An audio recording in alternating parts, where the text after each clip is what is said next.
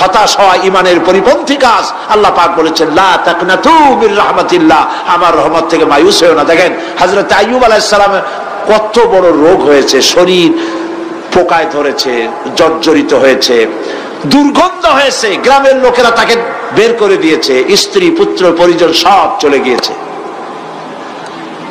এমনকি জিহ্বায় যখন পোকা ধরল, হযরত আইয়ুব আলাইহিস সালাম আল্লাহ রাব্বুল আলামিনের দরবারে ফরিয়াদ করলেন, আন্নী মাসসানিয়াদ-দুররু ওয়া আনতা আরহামুর রাহিমিন। আয় আল্লাহ, আমি অসুস্থ হয়ে পড়েছি, আমি রোগাক্রান্ত হয়েছি, আর তোমার নাম রহমান রহিম, তুমি আমাকে রোগমুক্ত করো।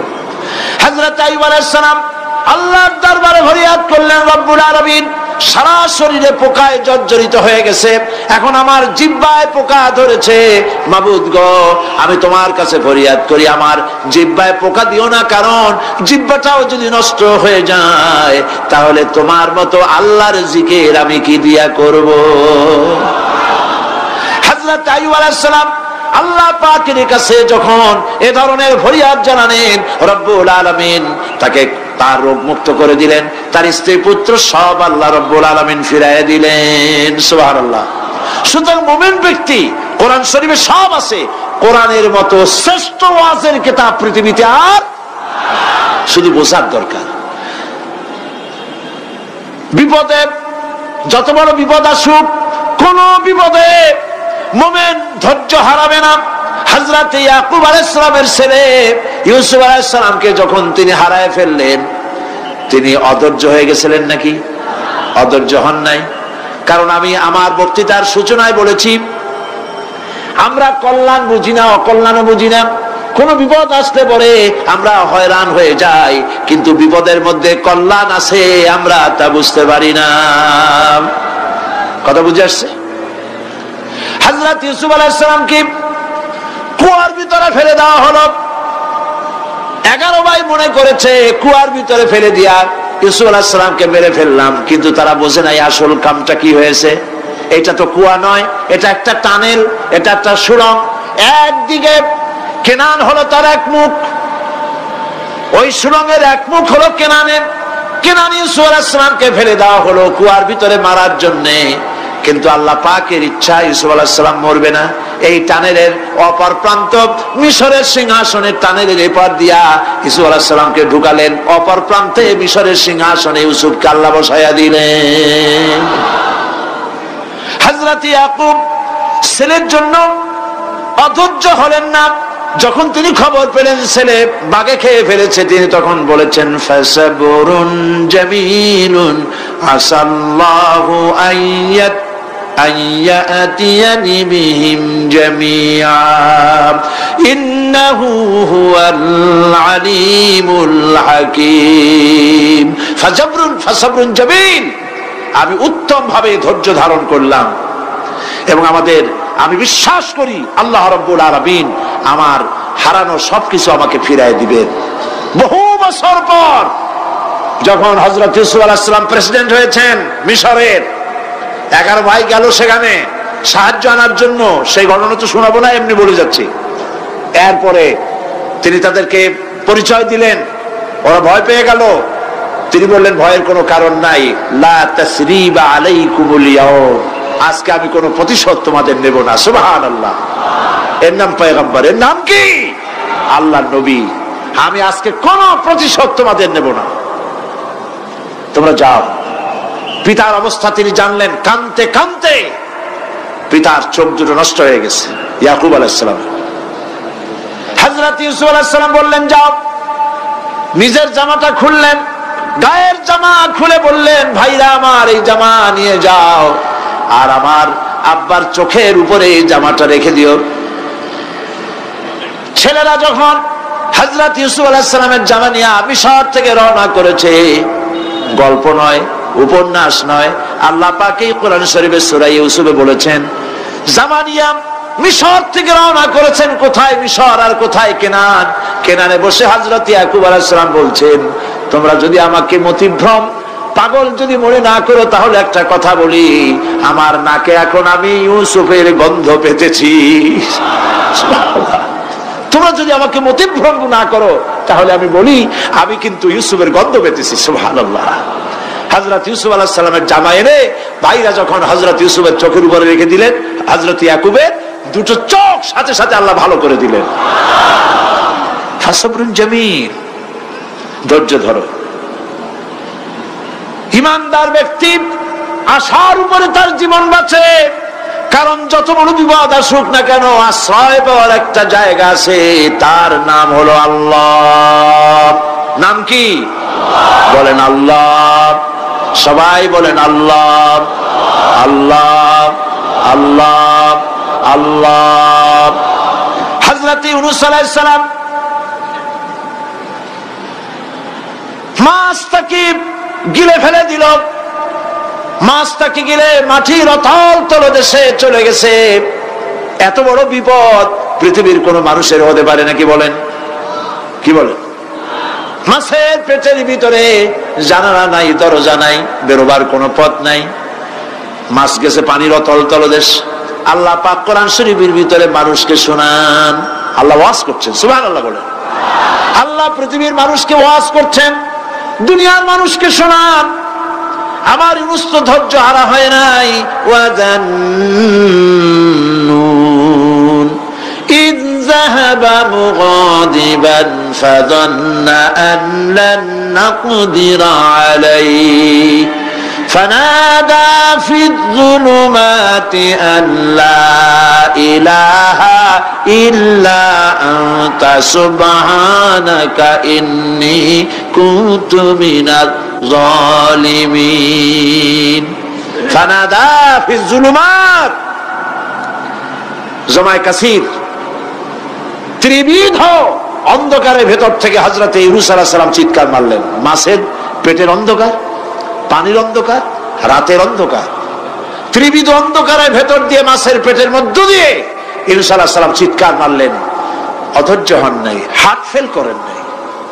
তিনি বলছেন, পড়েন আমার সাথে, লা ইলাহা ইল্লা আনতা সুবহানাকা ইন্নী কুনতু মিনাজ জালিমিন। তুমি ছাড়া কোনো ইলাহ নাই, কোন পোষ্য নাই, মাবুদ নাই। তোমার পবিত্রতা ঘোষণা করছি, আমি জালিমদের অন্তর্ভুক্ত হয়ে গেছি। ইউনূস আলাইহিস সালাম যখন কাঁদতেছিলেন, আল্লাহ রাব্বুল আলামিন সেই কান্না শুনেছিলেন কিনা বলেন? শুনছিলেন কিনা? শুনতে পেয়েছিলেন কিনা? পানির ভিতরে কেউ শোনে নাই, মাছের পেটের ভিতরে ইউনূস আলাইহিস সালাম কিভাবে চিৎকার করছেন, মাছের পেটের ভিতরের আওয়াজ পানির ভিতরে কেউ শোনে নাই, জমিনের কেউ শোনে নাই, অন্তরিক্ষে কেউ শোনে নাই, সাত আকাশের ভিতরে কেউ শোনে নাই, কিন্তু আরশে আজিমের মালিক আল্লাহ রব্বুল আলামিন শুনতে পেয়েছেন। সঙ্গে সঙ্গে রব্বুল আলামিন জবাব দিলেন, ফাস্তাজাবনা লাহু ওয়া নাজ্জাইনাহু মিনাল গাম্মি ওয়া কাযালিকা নুনজিল মুমিনিন। পড়েন, ফাস্তাজাবনা লাহু ওয়া নাজ্জাইনাহু মিনাল গাম্মি ওয়া কাযালিকা নুনজিল মুমিনিন। আমি ইউনূসের ডাকের জবাব দিলাম। কে বলতেছেন? বড় করে বলেন, কে বলছেন? আল্লাহ। সুবহানাল্লাহ। আপনারা কি ভয় পাইছেন? ভয় পেয়েছে মুসলমান? আল্লাহ রাব্বুল আলামিন বলেন, আমি আমার ইউনূসের ডাকের জবাব দিলাম। শুধু জবাব দেই নাই, আমি ইউনূসকে তার মাছের পেটের ভিতর থেকে বাঁচাই দিলাম। মাছের পেটের মধ্যে বেদনা শুরু হয়ে গেল, এমন বেদনা হয়েছে মাছ এখন বমি না করে পারে না। কথা বুঝতে পেরেছ? মাছ এখন বমি না করে পারে না। পানির উপরে মাছ ভেসে উঠল। আল্লাহ কোরআন শরীফের ভিতরে বলছেন, মাছ সাতরায়া কিনারায় চলে গেল, ইউনূস আলাইহিস সালামকে বমি করে ফেলে দিল। ইউনূস আলাইহিস সালাম বেঁচে গেলেন। আল্লাহ পাক বলেন, শুধু ইউনূসকে বাঁচাইলাম না, বরং আমি সকলের জন্য আশার বাণী শোনাই, শোনো মুমিনেরা, ওয়া কাযালিকা নুনজিল মুমিনিন। মুমিন বান্দা যারা, যত বড় বিপদ আসুক আমারে ডাকো, আমি বিপদ দিয়ে বাঁচাই দেব। সুবহানাল্লাহ, বিপদ থেকে আমি বাঁচাই দেব। আল্লাহ পাক বলেছেন ফাইন্না মাআল উসরি ইউসরান, ইন্না মাআল উসরি ইউসরা। জেনে রাখো, দুঃখ এবং কষ্টের পরে রয়েছে সুযোগ সুবিধা, আর অসচ্ছলতার সাথে রয়েছে উদার সচ্ছলতা। যত বড় বিপদ আসছে, এই বিপদের পরে আল্লাহ পাক তার গোলামদের উপরে রহমত নাজিল করবেন ইনশাআল্লাহ। সুতরাং ঈমানদার লোকেরা, তাদেরকে আল্লাহ পাক বলছেন কোনো ভয় নাই, কোনো চিন্তা নাই, যত বড় বিপদে পড়ো আমারে ডাকো, আমি ডাকের সাড়া দিয়ে দেব। সবাই আল্লাহরে ডাকেন, সুবহানাল্লাহ ওয়ালহামদুলিল্লাহ লা ইলাহা ইল্লাল্লাহ। জোরে পড়েন সুবহানাল্লাহ ওয়ালহামদুলিল্লাহ লা ইলাহা ইল্লাল্লাহ, সুবহানাল্লাহ ওয়ালহামদুলিল্লাহ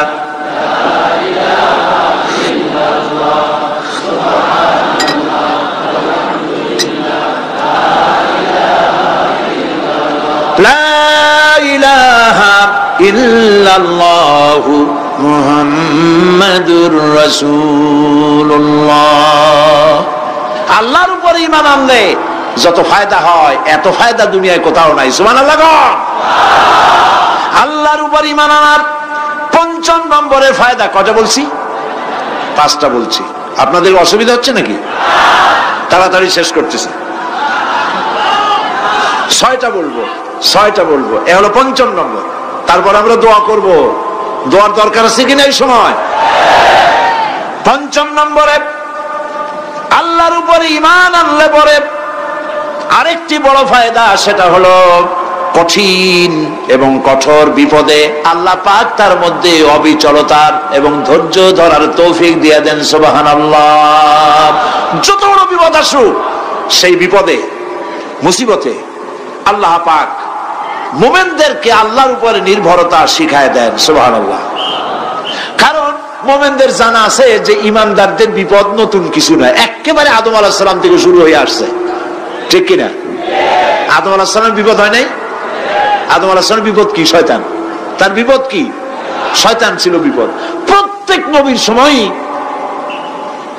মানুষের নবীদের কষ্ট দিয়েছে, দেয় নাই? বিশ্বকবি ইকবাল বলেছেন, সতীজা কা রহা है अजल से तायम रोज, सतीजा का रहा है अजल से तायम रोज, चरागे मुस्तफा भी से शरारे बुलहबीस। আমলমান কাল থেকে শুরু করে মুহাম্মদ সাল্লাল্লাহু আলাইহি ওয়াসাল্লামের চারাগকে, নূরকে, ঈমানকে, ইসলামকে লিভায় দেওয়ার জন্য আবু জাহেলের গোষ্ঠীরা চিরকাল চেষ্টা করেছে। সব চেষ্টা কর্পূরের মতো উড়ে গেছে, মুহাম্মদ সাল্লাল্লাহু আলাইহি ওয়াসাল্লামের চারাগ টিম টিম করে জ্বলতে রয়েছে। আল্লাহ পাক বলছেন, ইউরিদুনা লিইউতফিউ নূরাল্লাহি বিআফওয়াহিহিম ওয়াল্লাহু মুতিম্মু নূরিহি ওয়ালাউ কারিহাল কাফিরুন। ওরা চায় মুখের ফু দিয়া, কারা? কাফেরেরা। ইসলাম সহ্য করতে পারে না যারা, ওরা চায় মুখের ফু দিয়া আমার আলোটাকে নির্বাপিত করে দেবে।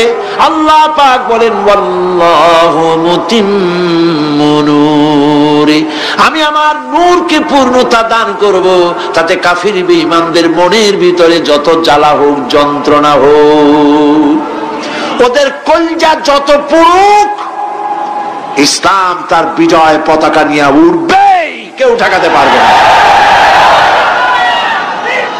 আল্লাহ রাব্বুল আলামিন, আল্লাহ পাক বলছেন, ওয়াকাযালিকা জাআলনা লিকুল্লি নাবিয়্যিন আদুওয়াম মিনাল মুজরিমিন।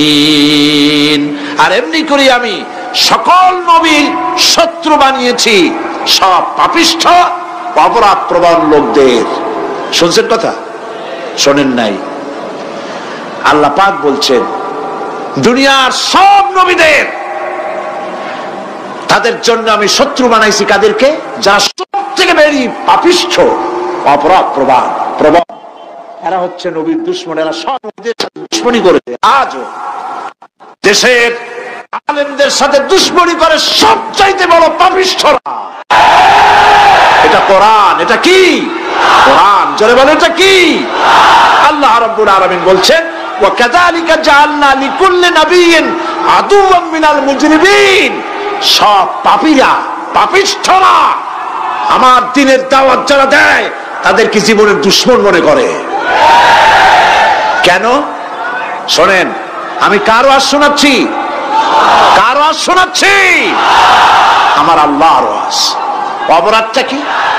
নবীদের বিরুদ্ধে, নবীর ওয়ারিস ওয়ারাসাতুল আম্বিয়া কারা, তো তাদের বিরুদ্ধে তাদের অপরাধটা কি? তাদের অপরাধ সম্পর্কে আল্লাহ নিজে বলেন ওয়ামা নাকামু মিনহুম ইল্লা আন ইউমিনু বিল্লাহিল আজিজিল হামিদ। এদের বিরুদ্ধে অ্যাকশন নেওয়ার আর কোন অপরাধ ওদের নাই। ওদের একমাত্র অপরাধ ওরা আল্লাহর জমিনে আল্লাহর আইন প্রতিষ্ঠা করতে চায়। এটাই হচ্ছে অপরাধ। এই অপরাধে নবীদের শাস্তি হয়েছে। নবীরা মার খেয়েছেন, সাহাবায়ে কেরাম মার খেয়েছেন। আমরা তো সাহাবায়ে কেরামের জুতার ধুলার সমান নই। সুতরাং এগুলি আমাদের পাওনা। এই রক্তের বিনিময়, জীবনের বিনিময় আল্লাহ পাক তার দ্বীনকে প্রতিষ্ঠা করবেন ইনশাআল্লাহ। হযরতে খাব্বাব, বুখারী শুনুন, বুখারীর হাদিস। আমি কোনো কথা বানিয়ে বলি না। আমি লেখাপড়া করি, পড়াশোনা করি, চোখে দেখি, তারপরে কথা বলার চেষ্টা করি। বাজে গপ্প কিস্সা কাহিনী বলার অভ্যাস আমার কোনো কালে ছিল না, নাই। রাসূল করিম সাল্লাল্লাহু আলাইহি ওয়াসাল্লামের মতো মানুষ, ওনার মতো মানুষ, আহারে, তার চাইতে শ্রেষ্ঠ মানুষ কি পৃথিবীতে আছে? তিনি মার খাইছেন না খান নাই? আহা, কিভাবে তাকে মারলো! গলায় চাদর দিয়ে পেঁচাইয়া আছাড় মেরে ফেলে দিয়ে তারপরে তাকে প্রহার করা হয়েছে। আবু জাহেল মেরেছে, বেহুশ হয়ে গেছেন হুজুর। হযরত হামজা তখনও কাফের ছিলেন। শিকার থেকে ফিরে এসে মুহাম্মদ সাল্লাল্লাহু আলাইহি ওয়াসাল্লামের অবস্থা দেখে পায়ের রক্ত মাথায় উঠে গেছে। আপন ভাইয়ের ছেলে, আর এমন ছেলে। চলে গেলেন আবু জাহেলের বাড়ি, বললেন আবু জাহেল, তুই নাকি মুহাম্মদ সাল্লাল্লাহু আলাইহি ওয়াসাল্লাম মারছিস? কেন মারলি? তিনি তো ভালো কথাই বলেন, সব সময় বলেন সত্য কথা বলো, মানুষের উপকার করো, এতিমকে আশ্রয় দাও। এত সুন্দর সুন্দর ভালো ভালো কথা বলেন, তার মতো ভালো মানুষ তো দুনিয়ায় দেখি নেই। মারলি কেন? তুই কি মনে করছিস যে আব্দুল্লাহ মারা গেছে বলে এতিম হয়ে গেছে মুহাম্মদ সাল্লাল্লাহু আলাইহি ওয়াসাল্লাম? তোর মনে রাখা উচিত আব্দুল্লাহ মারা গেছে, হামজা মরে নাই। হযরত হামজা ধনুক বাইর করলেন, এক বাড়ি মারলেন মাথার উপরে, মাথা ফাটা রক্ত বেরিয়ে গেল। হামজা হন হন করে হেঁটে এলেন রাসূলের কাছে। হুজুরের অসুস্থ দেহ মোবারক কোলে উঠায় নিয়ে বললেন বাবা, তার মস্তক মোবারক কোলে উঠায় নিয়ে বললেন আমি আবু জাহেলের মাথা ফাটিয়ে রক্ত বের করে দিয়ে এসেছি, তুমি একটু খুশি হও। হুজুর বললেন চাচা, কার মাথা ফাটাইছেন, কার রক্ত বের করেছেন, এই কথা বলে তো আমাকে আপনি খুশি করতে পারবেন না। তিনি বললেন বাবা, তুমি কি হলে খুশি হও? তিনি বললেন আমি খুশি হই চাচা, তোমার মুখে যদি একটা বার আমি ঈমানের কলেমা শুনতে পাই। হযরতে হামজা বললেন মুহাম্মদ সাল্লাল্লাহু আলাইহি ওয়াসাল্লাম, আমার বুঝতে মোটেও কষ্ট হয়নি, তুমি কোনো সাধারণ মানুষ নও। সাধারণ মানুষের প্রতিশোধে তুমি বিশ্বাসী হতে, খুশি হতে, প্রতিশোধে বিশ্বাসী হওনি। তুমি অবশ্যই আল্লাহর নবী।